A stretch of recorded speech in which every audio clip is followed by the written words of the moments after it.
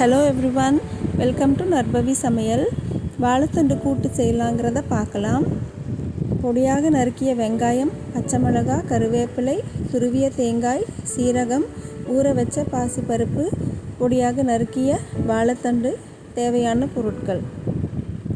இப்போது ஒரு ப்ரெஷர் பேனில் எண்ணெய் விட்டுக்கோங்க. நான் இன்றைக்கி தேங்காய் எண்ணெய் யூஸ் பண்ணுறேன். தாளிக்கிறதுக்கு கடுகு உளுந்து போட்டு அது பொரியிற வரைக்கும் விட்டுடுங்க. பொரிஞ்சதுமே பச்சை மிளகாயை போட்டுக்கலாம். ரெண்டுத்தையும் சேர்த்து ஒன்றா வதக்கி விட்டுக்கோங்க. அதோட கருவேப்பிலை, சீரகம் ரெண்டுத்தையும் சேர்த்துட்டு நல்லா வதக்கிக்கோங்க. சீரகம் பொரியிற வரைக்கும் வதக்கிக்கோங்க. இப்போது பொடியாக நறுக்கி வச்சுருக்கிற வெங்காயத்தை அதோடு சேர்த்திக்கலாம். வெங்காயம் கண்ணாடி பதத்துக்கு வர்ற வரைக்கும் நல்லா அதை நம்ம வதக்கிக்கணும். இது ஒரு நிமிஷம் ஆகும். நல்லா வதக்கிக்கலாம்.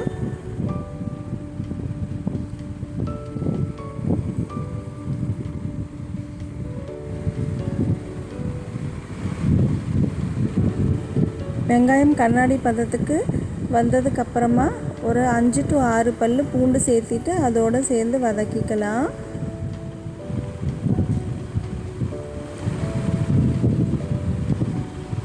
சிறிது மஞ்சத்தூள் சேர்த்திக்கலாம். அதோட பொடியாக நறுக்கி வச்சுருக்கிற வாழைத்தண்டையும் இதோடு நம்ம சேர்த்திக்கலாம். இந்த வாழைத்தண்டை நார் எடுக்கும்போது தண்ணியில் ஊற வச்சுட்டு அதை நீங்கள் ஒரு எவர்சில்வர் கம்பியால் வச்சு நல்லா அதை சுற்றி விட்டிங்கன்னா அந்த நார் ஃபுல்லாக அந்த கம்பியிலே வந்துடும். எடுக்கிறதுக்கும் நமக்கு ஈஸியாக இருக்கும். சீக்கிரமாகவும் வேலை முடிஞ்சிடும். அதை நான் இன்னொரு வீடியோவில் உங்களுக்கு நான் ஷேர் பண்ணுறேன். இப்போது இந்த வாழைத்தண்டை நல்லா இதோடு சேர்த்து வதக்கிக்கோங்க.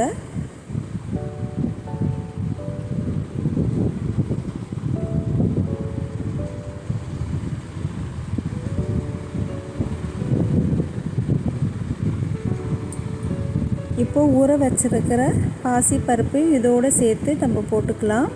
போட்டுட்டு நல்லா ஒரு தடவை எல்லாத்தையுமே ஒன்றா சேர்கிற அளவுக்கு கிளறிக்கலாம்.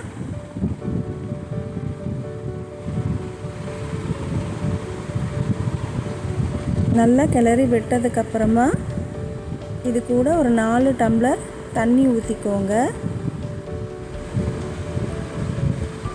தண்ணி ஊற்றிட்டு ஒரு தடவை கிளறிட்டு நல்லா கொதிக்க விடுங்க.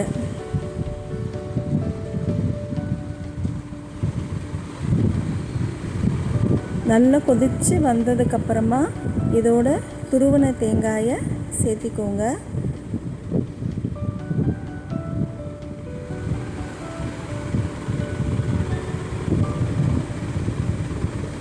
இப்போது ப்ரெஷர் பேனை மூடி வச்சுட்டு 5 விசிலுக்கு நம்ம விட்டுடலாம்.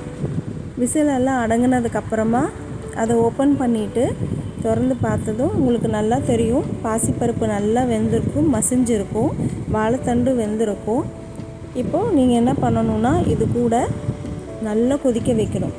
இது கொஞ்சம் தண்ணியாக இருக்கும். இது கொஞ்சம் கெட்டியாகிறதுக்கு ஒரு 5 நிமிஷம் நல்லா இதை கொதிக்க வச்சுக்கணும்.